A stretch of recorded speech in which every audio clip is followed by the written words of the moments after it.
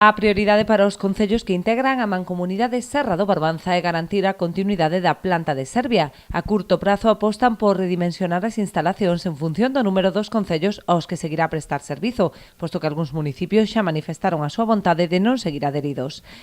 Fundamentalmente se poñía de manifesto que os 6 concellos que son membros de pleno dereito iban a continuar tanto no servicio de recollida como no servicio de tratamento, tendo en conta que algún dos concellos clientes ou adheridos xa puxeron de manifesto, como no caso concreto do Concello de Ames, a súa vontade de abandonar este sistema, pois os pasos que temos que dar de aquí en adiante son orientados a dimensionar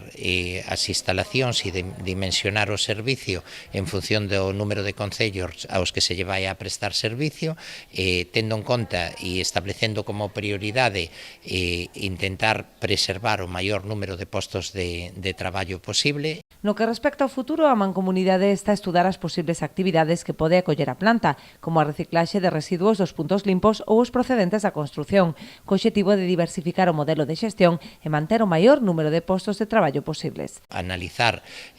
unha solución de cara ao futuro donde a través dun estudio de viabilidade se determine que outras actividades se poden realizar por parte da Mancomunidade, ben sexa